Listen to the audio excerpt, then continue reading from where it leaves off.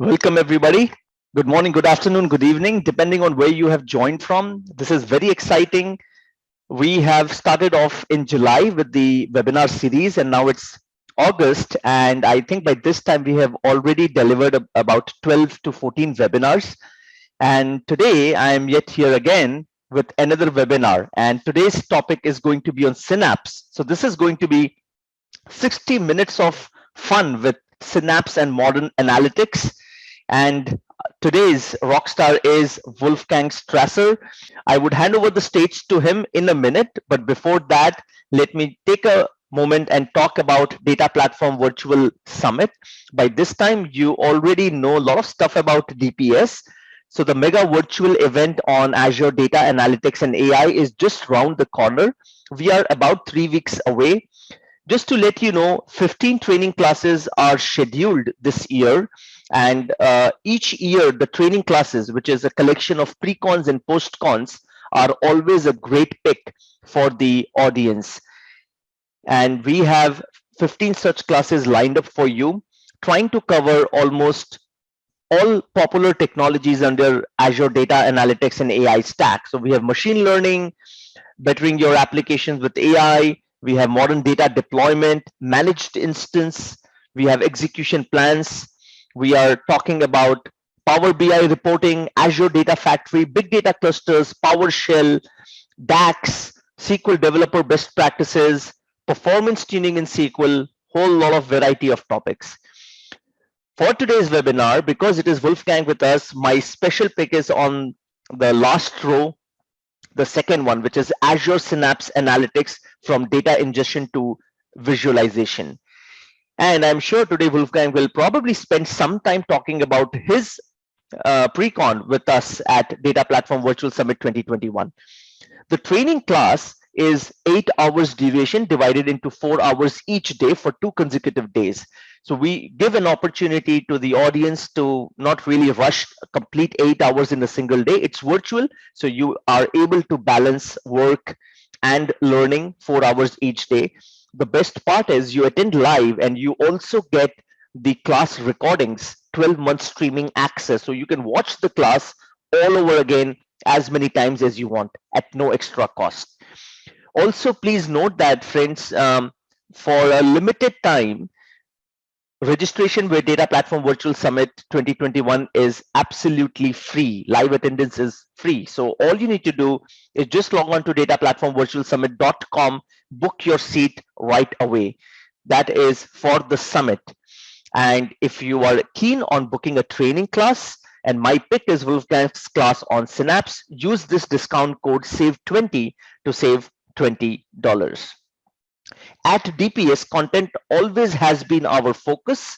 Apart from these 7 tracks that we have covering wide variety of data analytics and AI technologies, we have tried to ensure that we bring you freshly baked sessions.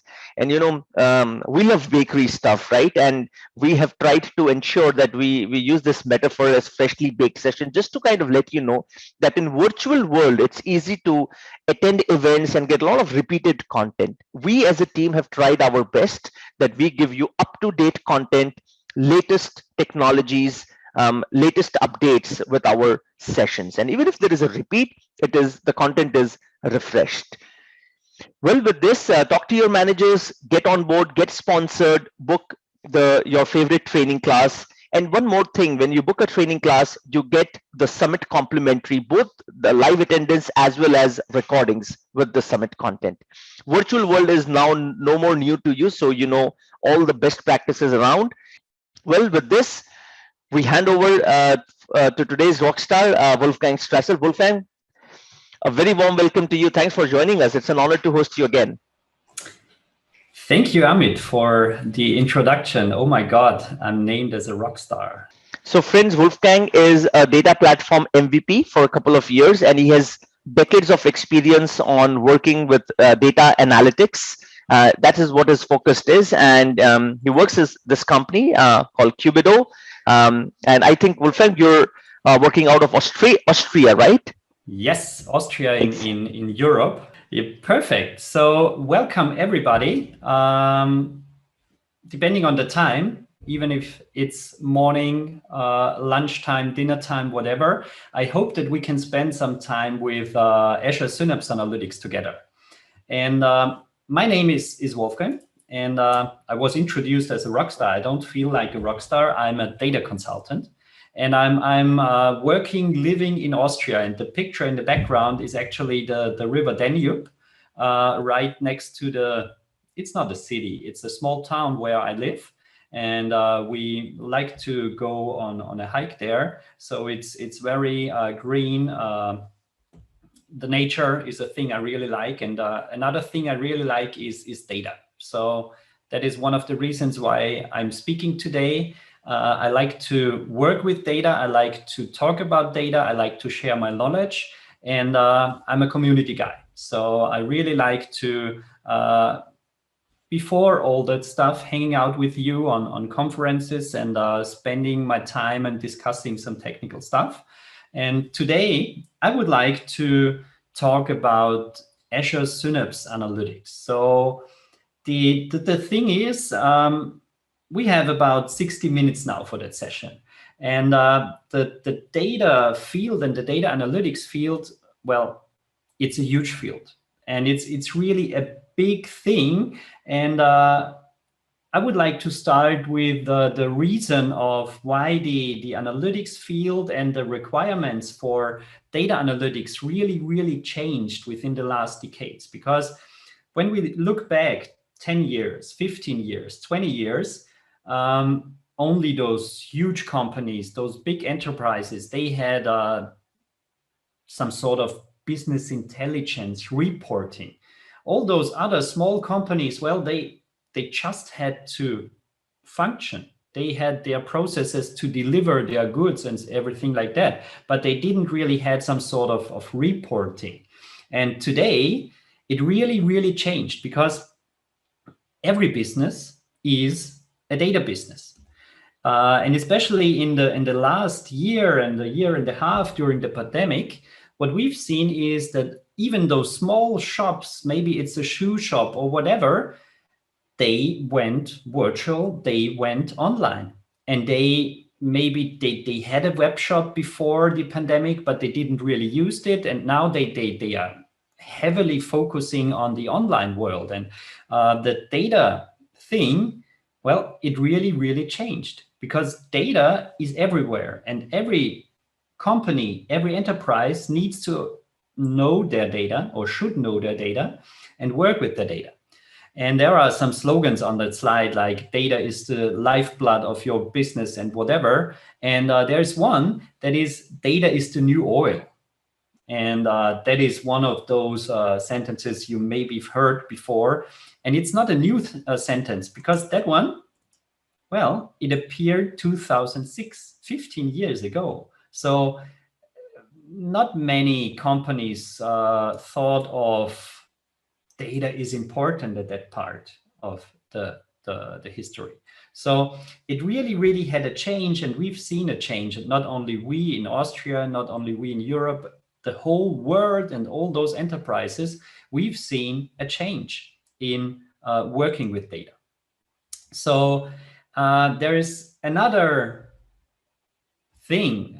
Some people compare data with water, because water is needed for survival, but water needs to be accessible, and water needs to be clean in order to be helpful for you, for your body. And if we're talking about data, if there's just data and it's really just data, then it's not the perfect data. So you need clean data to survive, and your company to survive. So it's really important to focus on the data for your business. And when we are talking about data analytics, well, it's two big different streams. We've got the business analytics on the right side, and we've got the data science stream on the left side. And in the beginning, 5, 6, 7, 10 years ago, well, there was a separation. We had the well-structured business analytics, the data warehousing, the reports for your business. And on the completely other side, we had the data science approach, where machine learning, exploration of your data, you didn't know what you really want to find out. You wanted to train your algorithm with the data from your company. And there was a huge separation. So at that time, it was data science or business analytics. But what we've seen and what is really important, it's not an or, it's an and. So we have to split out the separation between the data science and the business analytics, and they need to merge together. Because what is also there, the sources of data, the types of data, the structures of data, the shapes of data, well, it completely changed. 5 years ago, 10 years ago, we had ERP data from SAP, from other systems, well-structured in a relational database, and we moved it to a data warehouse. And now we've got a web shop, we've got log analytics from a website, and so on and so forth. We've got IoT data, and those different data islands, they need to come together. So it's not an or, it's an and.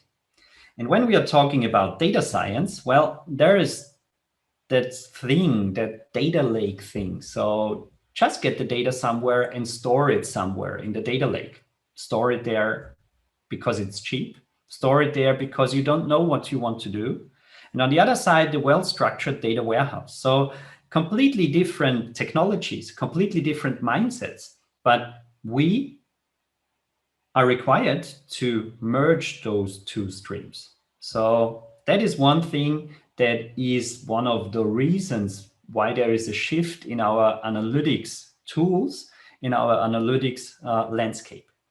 And what we also see is, and we can compare it to the previous slide, we've got data islands. We've got one island storing, I don't know, ERP data.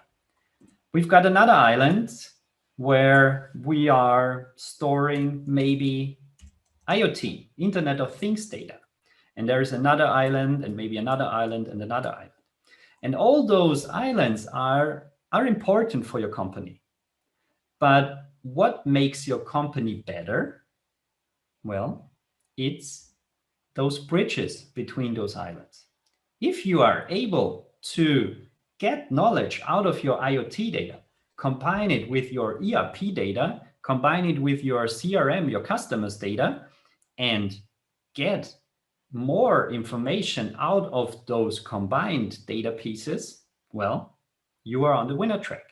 And then the fun begins, because then you are able to have a thorough view about your enterprise from the customer's first contact to the production information coming from IoT data, to the CRM, to the web shop analytics, and so on and so forth. So we really need to combine those data islands. We really need to build bridges, and we really need to have those roads usable, because we need people to work on that.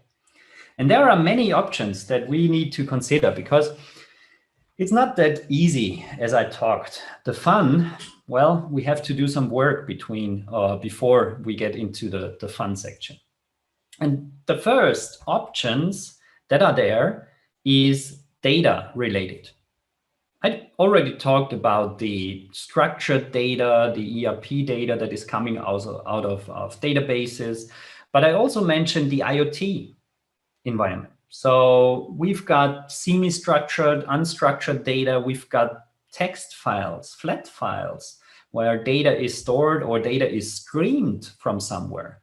So it's also not only the structure of the data, it's also the way how the data is produced and maybe given to the analytics environment. So it's not the batch. We want the new data for our data warehousing. We do it once a day in the night. We've got streaming data. Maybe all those production machines, they are streaming their sensor values, and they are streaming the sensor values not every minute, not every second, maybe every millisecond. So we have to deal with huge amounts of data. We have to work with time frames. We have to work with data windows. So it's completely separated and completely different how data is produced, how we have to deal with data. So that is one thing of maybe we have some silos in there. Another silo that, well, came up is technologies. When dealing with the different kinds of flavors of data, structured, non-structured, semi-structured, very structured, whatever, we have different technologies to work with the data. So we've got database engines, we've got data warehousing systems, we've got machine learning systems that we need to analyze the data. We've got AI systems that are, well, learning from your data. We've got a data lake to store the data. We've got the relational database to store the data. We've got commercial technologies, and we've got open source technologies. So a huge separation, a huge distribution and separation of different technologies to deal with different kinds of data. And last but not least, well, somebody has to do the fun work. And that somebody, well, it's the people. We have to work with the data. And every one of us, well, we have different skills. I myself, I studied software engineering some years ago, and I learned SQL at the university. And I'm a SQL guy. I like to work with SQL, and I really try to solve the problems with SQL. But there are other approaches to analyze the data. There are other languages to work with the data. And what I've learned in projects in our data analytics team, when I tried to solve something in SQL, well, I could solve it with a huge list of statements, and it was, I don't know, 25, 50 lines of SQL code. And then my colleague from the data science team came and said, hey, that's 2 lines in Python. Maybe we could skip that.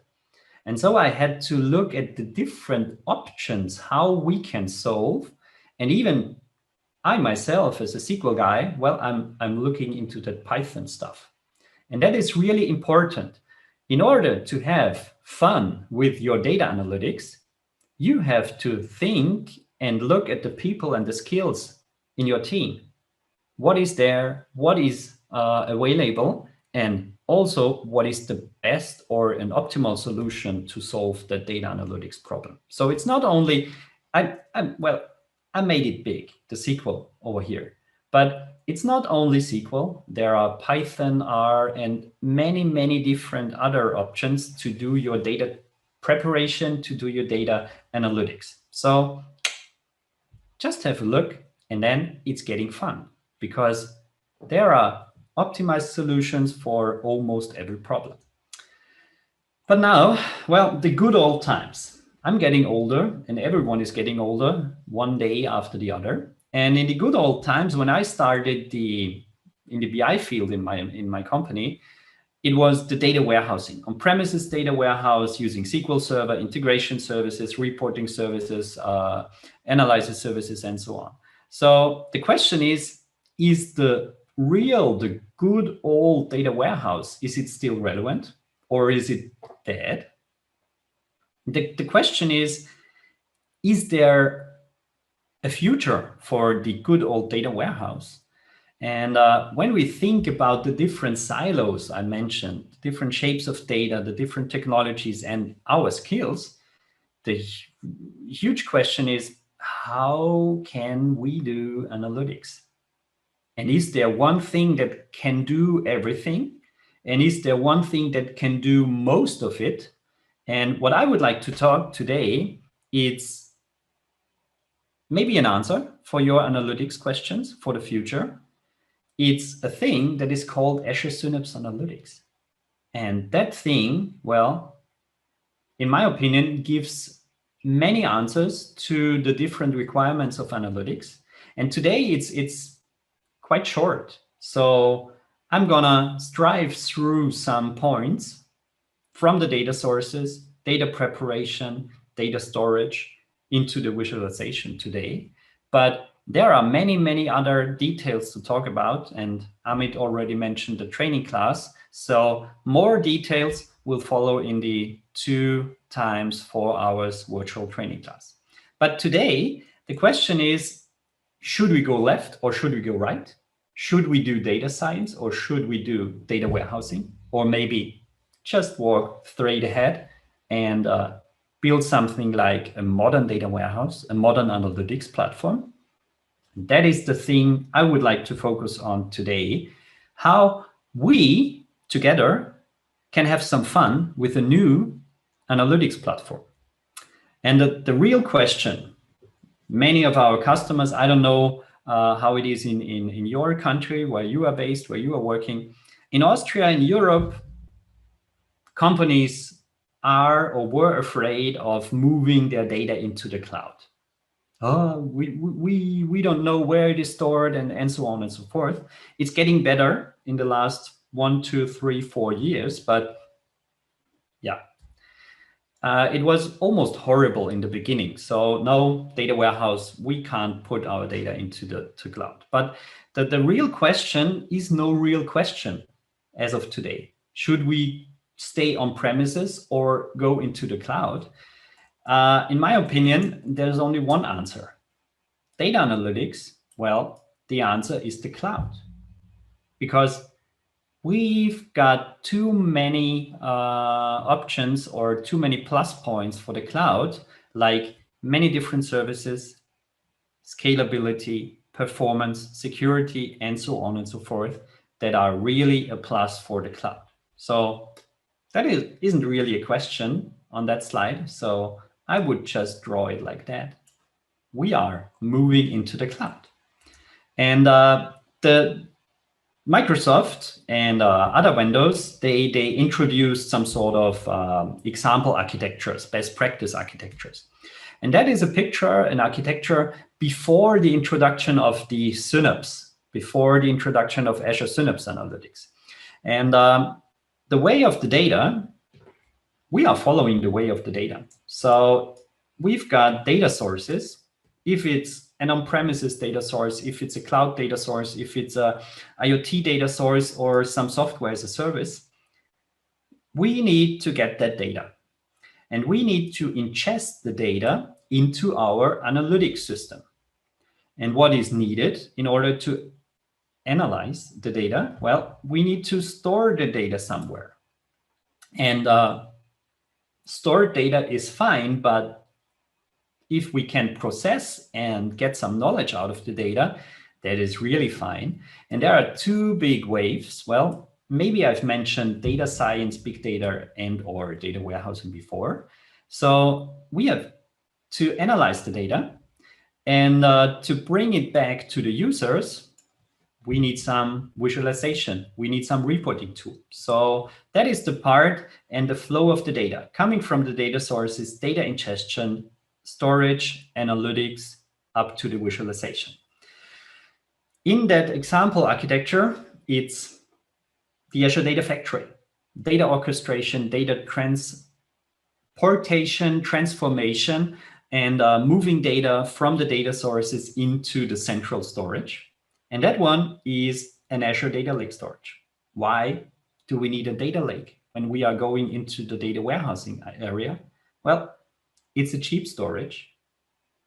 You can decide when you need the data, how you want to move on. And especially if you're getting structured, non-structured data, if you're getting IoT data, well, just think about, you only need, I don't know, 5 sensor values as of today. But you want to store all the sensor values that came from the machine. And in 1 month, 2 months, a year, we need to analyze all the other sensors. We've got that cheap storage. It's a cheap but a very powerful storage. And we can access the data there and do some sort of, I don't know, machine learning, predictive analytics, whatever. For the big data approach, well, there is the Azure Databricks technology named over here. Although it's named Azure, it's not a Microsoft product. It's the product is called Databricks, and it's running in the Azure cloud. So Apache Spark, distributed data analytics, optimized from the company called Databricks. That product is called Databricks, and Azure Databricks is, well, the product Databricks running in the Azure cloud. For the data warehousing, the relational, the well-structured business intelligence reporting part, well, there was a thing that was called Azure SQL Data Warehouse. And there was some sort of, well, confusion about the name, because the SQL Data Warehouse, it was really a thing for big data warehouses. So not that small, tiny things, because the SQL Data Warehouse, it's a distributed database. It's not storing the data in one database. There are 60 databases in the background. It depends on the performance level, not only one compute node, there are many compute nodes to work with the data. So relational data analytics, it's the Azure SQL Data Warehouse. Those technologies, they work great. They really work great in the big data, in the data ingestion, data storage, whatever field, but they were separated tools. And Microsoft thought, hey, maybe we should think about some sort of having one thing, one umbrella for solving the data integration, the big data, and the data warehousing analytics. And that was the moment where they introduced Azure Synapse Analytics. And what is that white box, that Synapse Analytics box? Well, what is in there? So we've got the white box over here, and we've got the central data lake storage. So the white box over here, that one is called the Synapse Analytic Workspace. Within that workspace, we need one data lake storage, because Synapse itself needs one data lake storage to work and to function. And then we've got the data sources. Well, yeah, data sources somewhere in your local data center and somewhere. And we've got some technologies, and I will show it in the demo, to integrate the data. So data ingestion is integrated in our Synapse workspace. We need to store the data, and well, the staging area, the data lake, it's there. It's mapped to our Synapse workspace. And now, next step, data analytics. Should we go direction data science? Should we go direction relational? Should we go direction R, Python? Should we go direction SQL?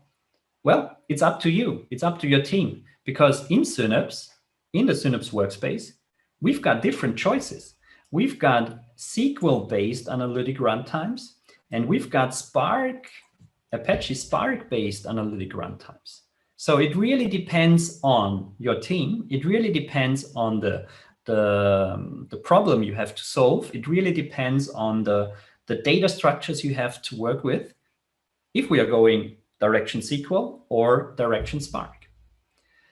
What we also need is we need some sort of security built in. And that is one of the biggest differentiations to the previous slide where we had those 3 or 4 different technologies. Security within Synapse, it's all based on Azure Active Directory. It's all based on role-based access control. It's all based everywhere you look, Azure Active Directory is involved. So security is one of those big things and important things.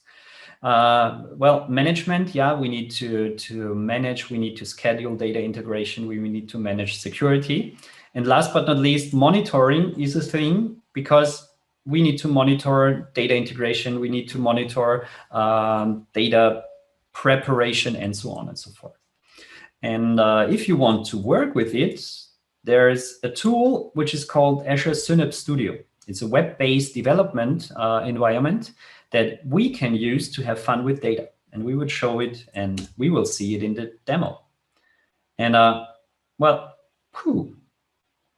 that was much, I think.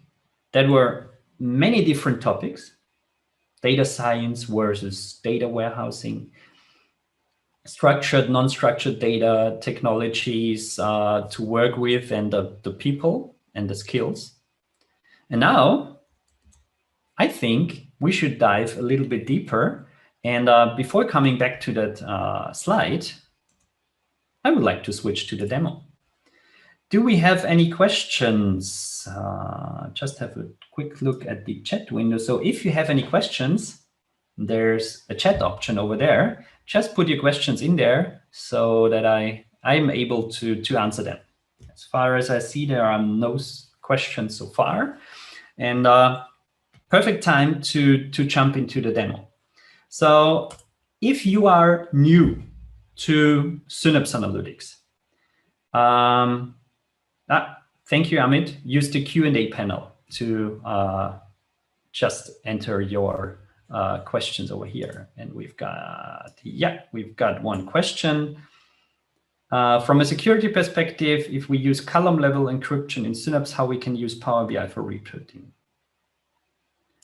Okay, that's a good question. And I'm honestly sorry that I can't answer it on the spot, but I will have a look at that question afterwards. And I will try to share the answer on Twitter, or maybe we can share it over the website, because I'm not sure. I think there is a way to solve that problem. Column level encryption in Synapse, Power BI as a front end, but I have to come back to that.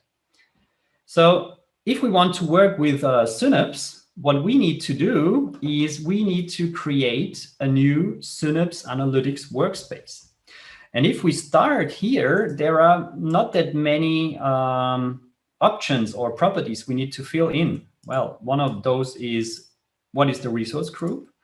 And what is the name of the workspace? So we need to name that workspace. And one technical requirement, I already named that one, is Synapse Analytics needs one Azure Data Lake storage account to function. It needs it for writing logs, for temporary files and everything like that. So we need to have one data lake storage, generation 2. We can create a new one. You can reuse an existing one, but that is the technical requirement. So that is all we need. And when we are done, this would take some minutes, but when we are done, it's the Azure portal where we get the overview about the Kubito Synapse playground. And what we see here is all that information that is required to for your team to work with the Synapse Analytics. But there's one thing that is really important, and that is the starting point. It's the Open Synapse Studio link in here. So I'm going to open that one. And the Synapse Studio, the web-based user interface, loads. And what we get here, it's our starting point for working with data in the Synapse Analytics environment. So everything what is needed to get the data from the source system into your Synapse Analytics workspace. As a next step, prepare the data as you need it, can be done in Synapse Studio. And also there is some sort of integration with other services like Power BI, where we can build reports directly in the Synapse Studio. So let's start. And if you are new, there are some places where you could start your Synapse Analytics journey. One is today. Another one is at the beginning of September, self-promotion. It's a training class for Synapse Analytics, but there are other ways. There is the Knowledge Center. So really a good thing when you are new to Synapse and you want to use it and you want to learn more, there are samples. You could really start immediately. So just click on that one. You want to analyze with SQL, you want to analyze whatever. So those are the samples that are available. There's a huge gallery of public data sets if you don't know what to analyze. If you want to learn more about notebooks, we will see what those notebooks thing is. And we want to learn more about SQL scripts for data preparation. and data integration with Synapse pipelines. And I will come back to the question in the chat window when I'm dealing with the data integration. So good question, thank you for that. So the Knowledge Center, a good start to get some sample data, to get some, well, ideas, what we can do, what you can do with data. So Knowledge Center is a good thing. But we would like to learn more and see what is in that Synapse Analytics workspace. And what we need to do is we need to have data. And data can be stored in your Synapse Analytics workspace using a so-called dedicated SQL pool. A dedicated SQL pool, well, that is the new name for Azure SQL Data Warehouse. So a distributed database cluster storing your data, relational way, SQL, almost as you know it from SQL Server, and that is the dedicated SQL pool. And there is also a thing that is called serverless SQL pool that is there when you need it to do data exploration in your data lake. So we've got some sort of databases in our Synapse environment, and I'm just gonna hit refresh because it looks like there is some internet hiccup. Let's see if it's working here. Yeah, that one looks better. So I'm gonna close that one. So we've got databases in our workspace, and there are, if you have a closer look, there are 3 different icons. So we've got that icon over here. Those are the dedicated, those are the data warehousing SQL pools. We've got that on-off icon over here. Those are databases related to the SQL serverless pool. And the serverless pool, you don't have to instantiate that one. It's there when you need it. It's there when you just send a query using the SQL serverless pool. And it starts up, it scales up, and it scales down. And there are those, well, databases marked with a star, and those are Spark-powered and Spark-based databases. So 3 different kind of storing and working with the data. But as I said, the serverless pool, you don't have to instantiate that one. That is just there. But for the dedicated pools, you can create a new dedicated pool, or you can scale an existing one. And scaling involves performance. So as I said, data is distributed with the dedicated pool. So we've got 60 databases in the background. And depending on the performance level, as you can see, DV200C, if we are moving to the right, well, it's getting more and more expensive. And we are getting more and more compute nodes. So more power to analyze the data. So you can scale whenever you need the power. You can scale up to, I don't know, DV 3000 if you really need the power.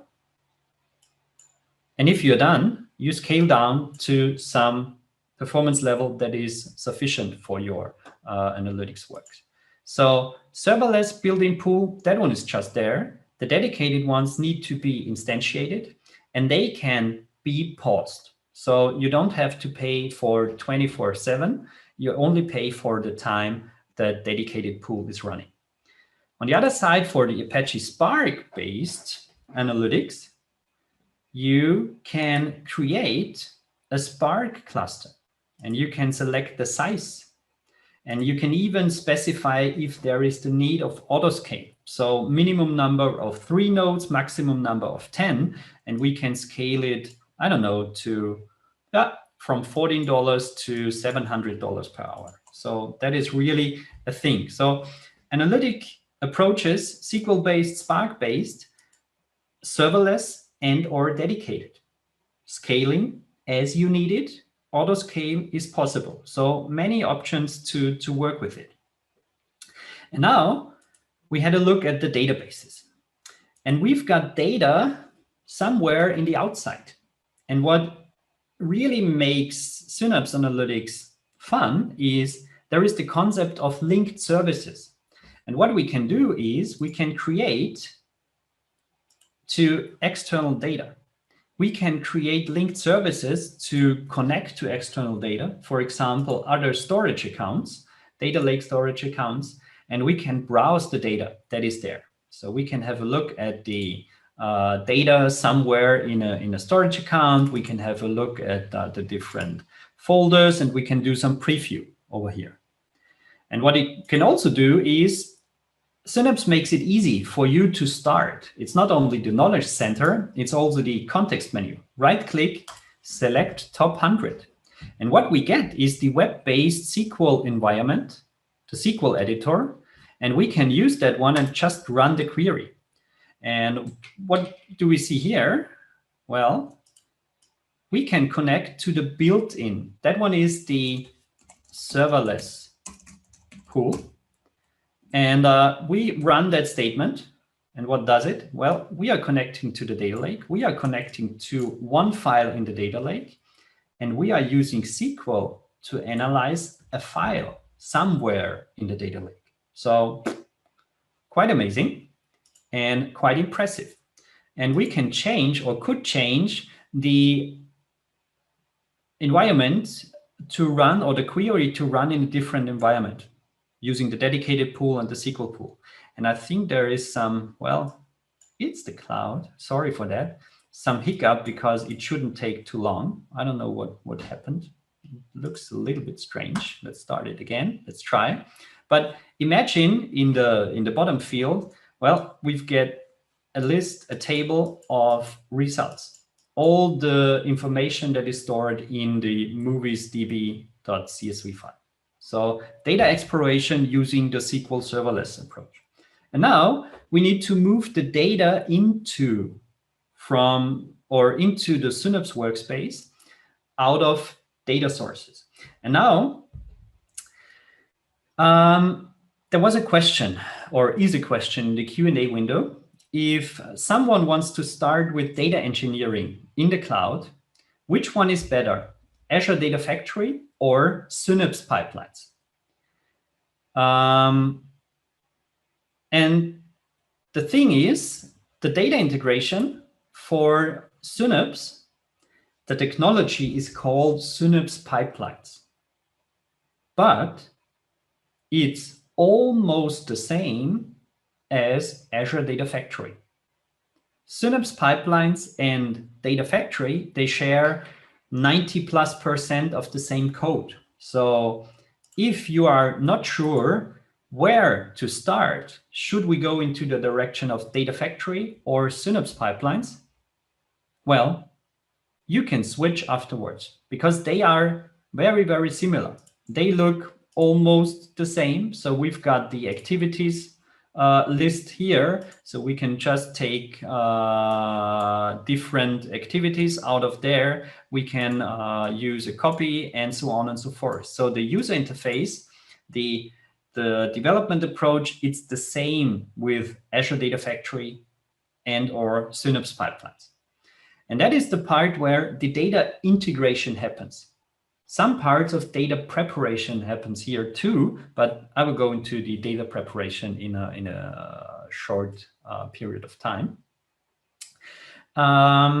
So we need to get the data from the outside, from the source system. We need to fetch the data from the source system. And there is one of those activities that is used and can be used perfectly for that.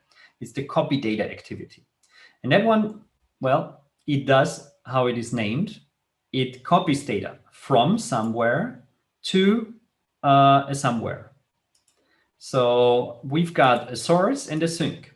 And the pipeline itself needs to connect to the outside using the concept of linked services. So again, linked services. So let's go over here. It's management. The linked services, it's the let's compare it, if you know integration services, to the connection stream, to another system. And there are many, many different connectors where we can connect to different databases. like SQL Server, Oracle, managed instance in the cloud, and so on and so forth. MySQL, Access is mentioned here, so we are talking about databases, SAP, and so on and so forth. We can connect to files stored on an FTP server, SFTP server, file system, local file system. So it's even possible to prepare your pipeline in the cloud and connect to your local data using an integration runtime. So it's really, really easy to connect to the data. So a linked service is required. And with that linked service, we need to define, let's go back to the integration part of the pipeline. We need to define a so-called data set. And the data set is appointed to a table in a database, is appointed to a directory in a data lake, is maybe appointed to one file somewhere. And that is linked service. It's the system we want to connect. The data set is the specific object.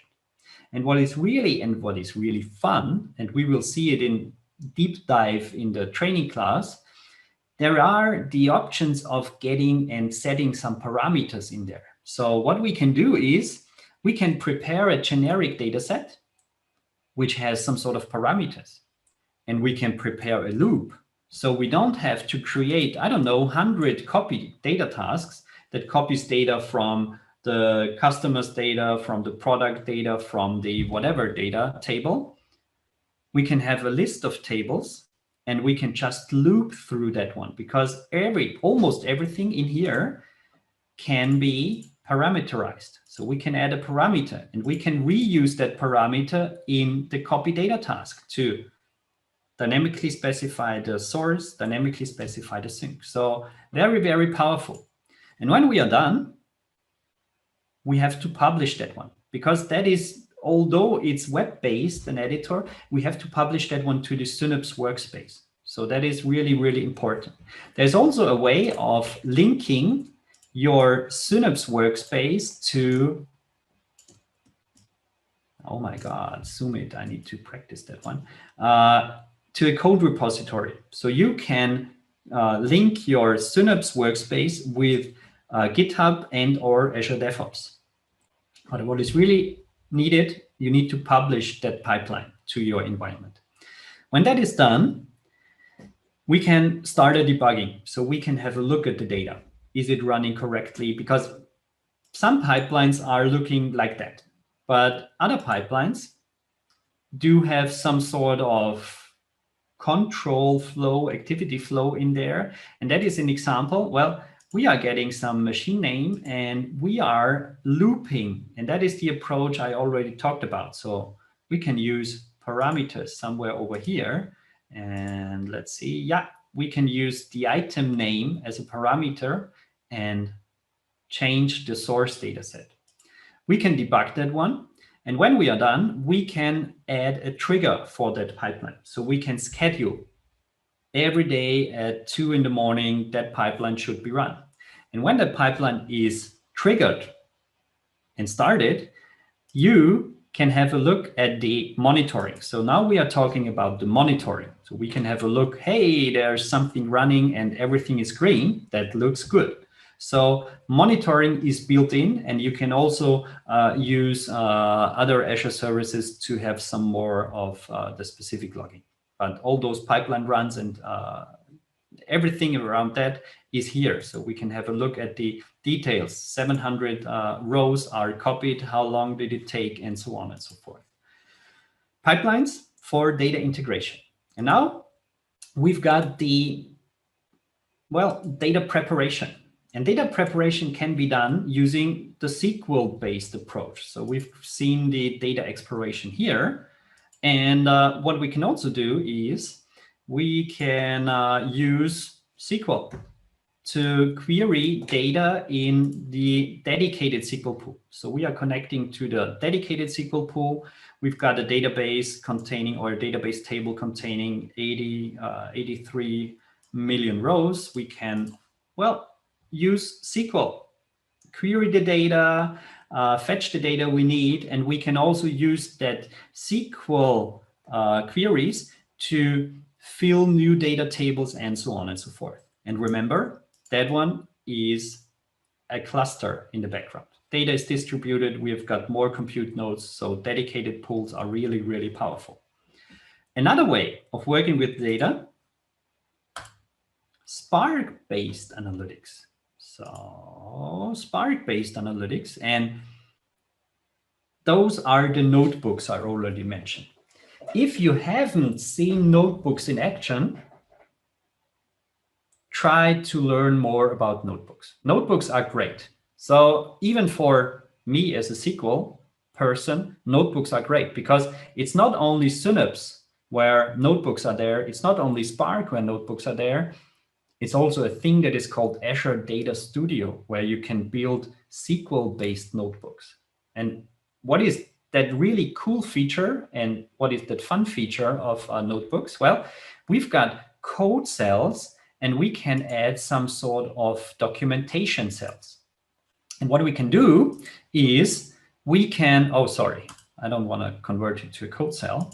We can add some sort of documentation like read the data, now we transform it. And we can add some formatting and so on and so forth. So we are combining code, documentation, and results. And you don't have to rerun that statements because the results are cached in the notebook. So what we see here, hey, we've got all those different entries in there. We can have a look at that. And what is really, really nice, we are not limited to Spark SQL. We are not limited to one language. There is one default language for your notebook, but there's one thing over here. We can change that one, or every code cell we can change and change the language.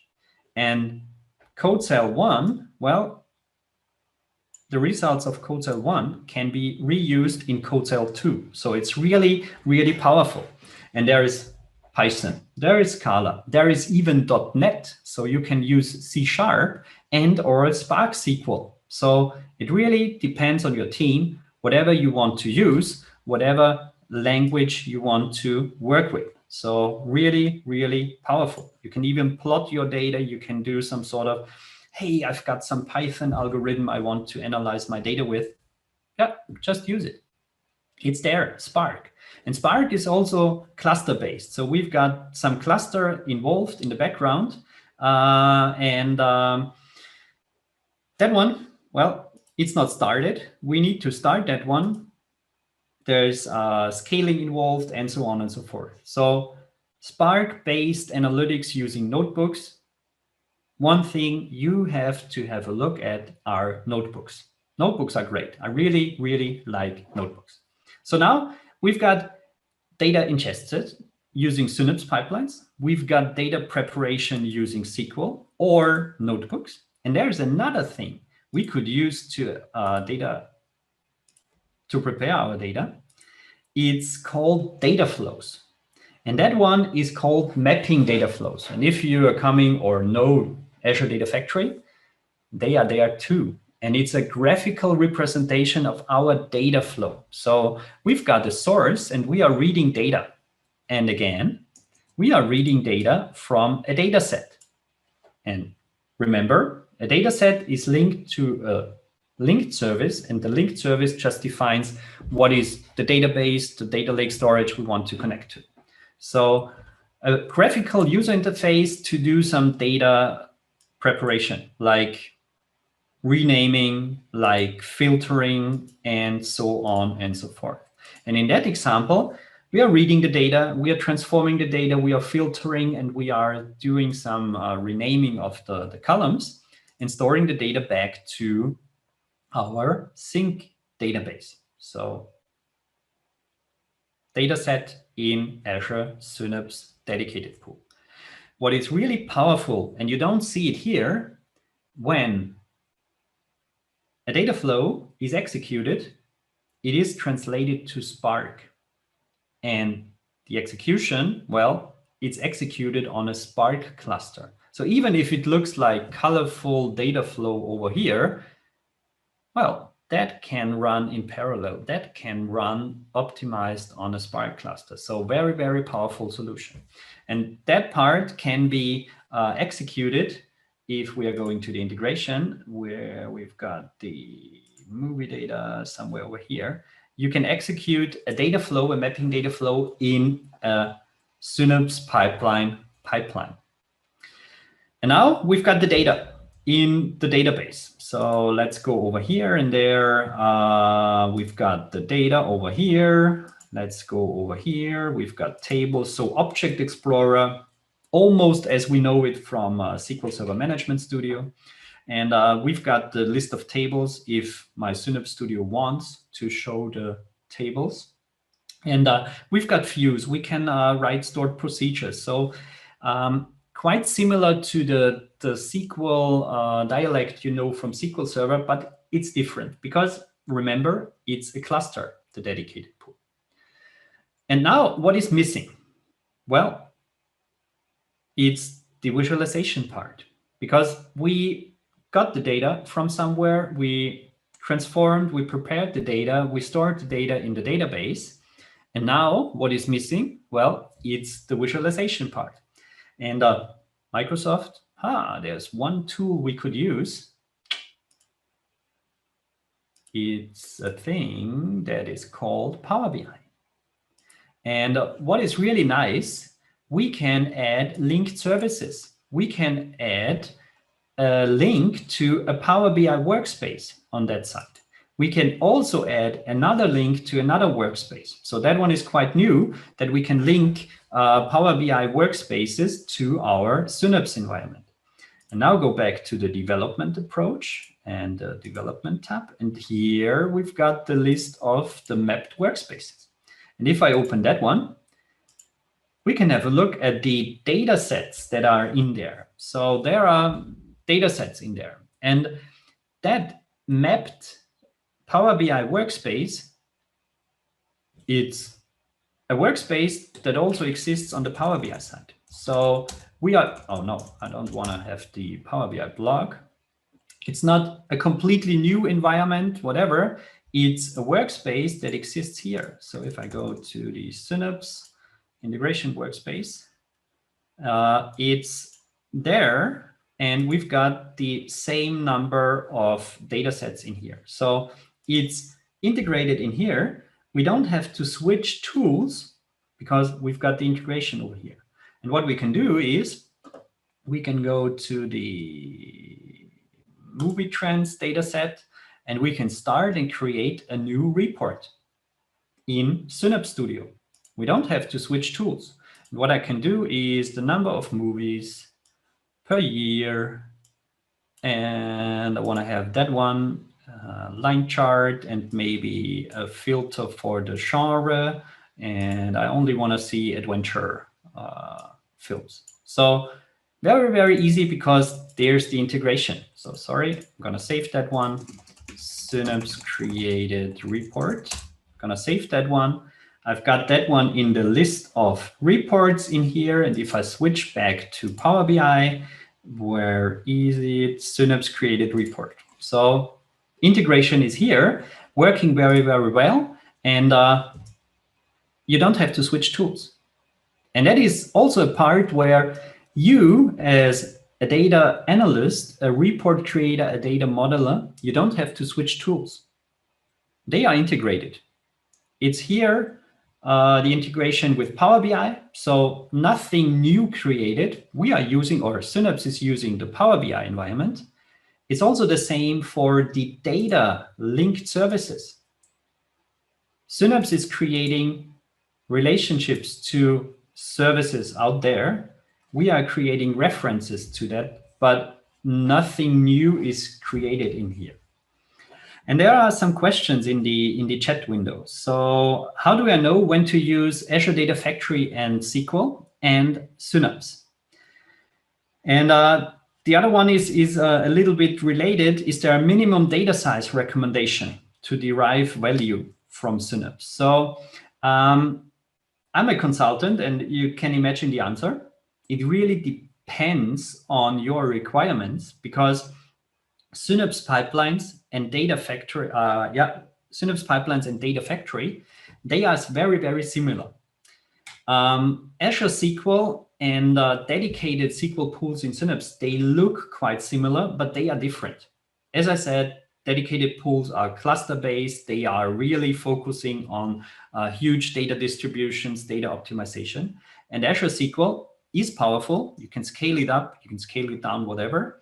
But what I would say is a separation or a consideration task is the number of data or the amount of data you are expecting to have in the future.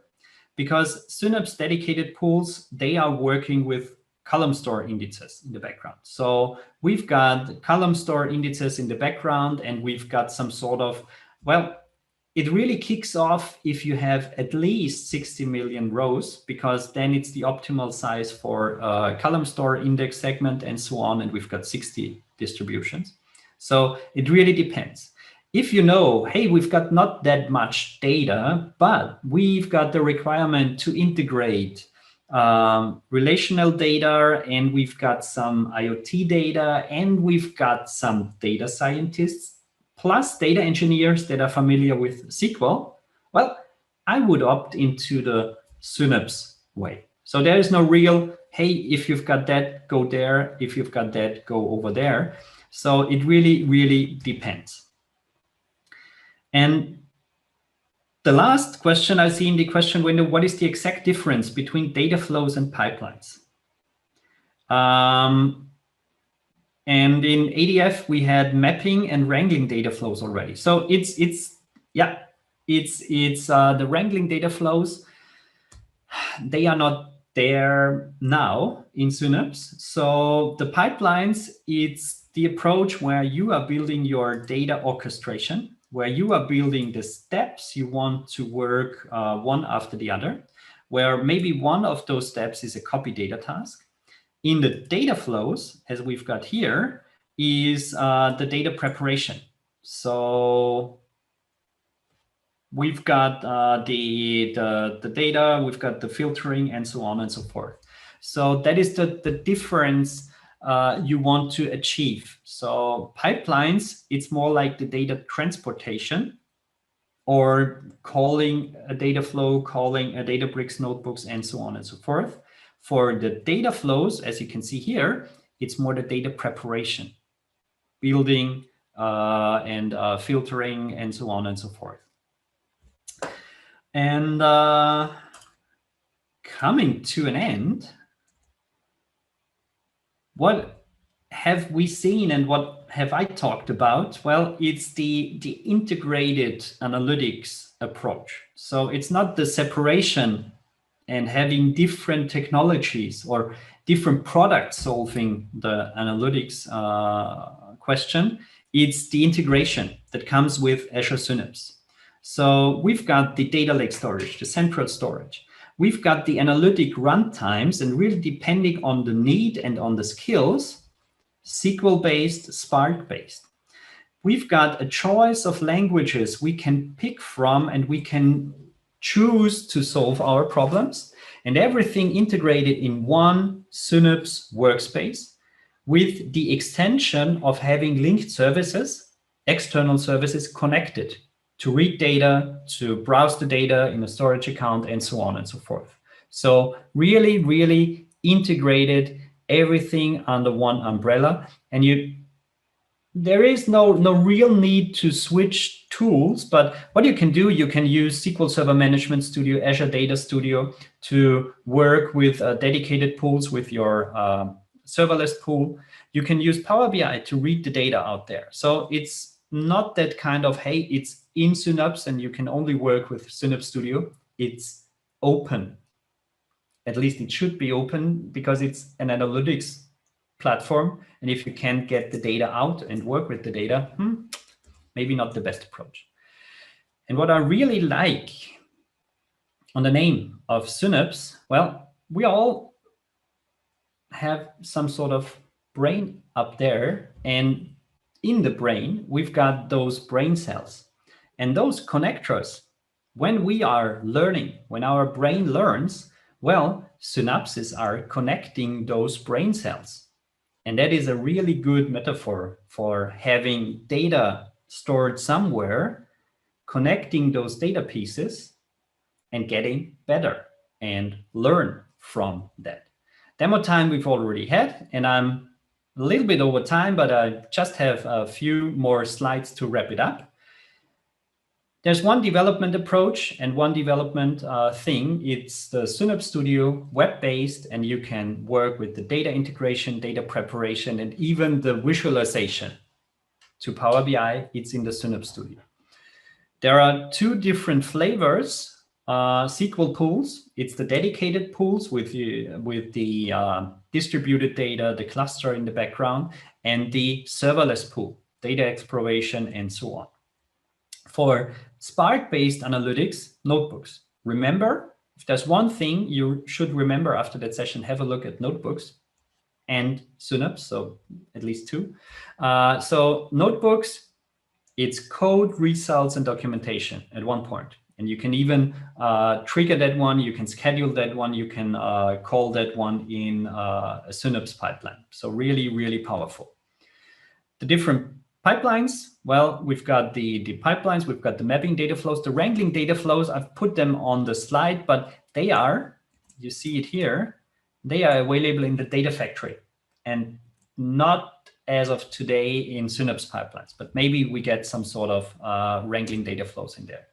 And the integration, Power BI and Synapse, linked service creation, and then we can just use Synapse Studio, create our Power BI reports, consume our Power BI reports. Very, very powerful. And with that, I'm at the end of my session. 60 minutes is far too short for getting a little bit deeper or scratching the surface a little bit. So if you like the content, I would be more than happy to see you again in, I think it's 2 weeks, 3 weeks time in the training class, Synapse Analytics from source to visualization, using Azure Synapse Analytics and having a closer look at all those pieces that are somewhere hidden and not even hidden in the Synapse workspace. And there was a question of Felipe in the query window. And the training session, it will be a project. So we are getting the data from the source. We are preparing the data using data flow. We are having a look at the data integration using pipelines. And then we are building a notebook. We are, at the end, storing the data and analyzing the data in Power BI. So from end to end, as it is called, we are really having a look at all the different pieces of Synapse and seeing them in action and working together. And there are other things, and we will get into that in the scope of the training class. There is a good separation and integration with other tools like Power BI. Well, it gives Synapse some hints, and there is some magic to do some performance tuning, and also the data cataloging. So what is here in our data environment, the data catalog, Azure Purview, a short look in the training class, how Synapse and Purview works together. In case you are interested in registering for Wolfgang's Synapse class, which is 8 hours of live class, and you get the recordings also to watch for next 12 months, which is a great deal. Book it today.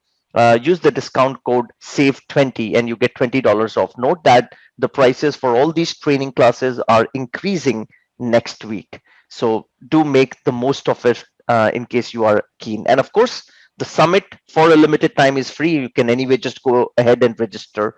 Training class is not compulsory. With this, friends, let's jump over to the Q&A. And I can just put it over here.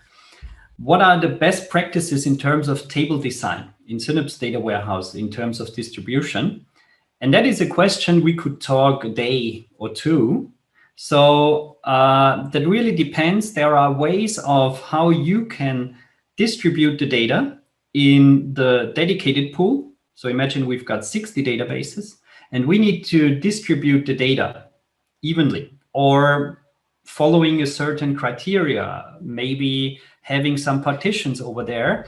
And that is a topic I will go into in detail in the training class, because that is really, really one of those killer features. If you don't do it right, you are wrong, because it's taking too long to get the data. Data has to be shuffled between the cluster nodes and so on and so forth. So that is a really, really huge topic. And there are some best practices, and I'm going to write that down because there is some sort of best practice documentation in the Microsoft documentation, and I will share that link on Twitter. And I think that I will have the opportunity to upload the slides, and I can add those links in there so that everything is combined, slides plus links. And Wolfgang, thank you so very much. Allow me to leave for the day. It was a pleasure hosting you again today, and I really look forward to hosting you at DPS 2021. Thank you so much. Thank you for having me.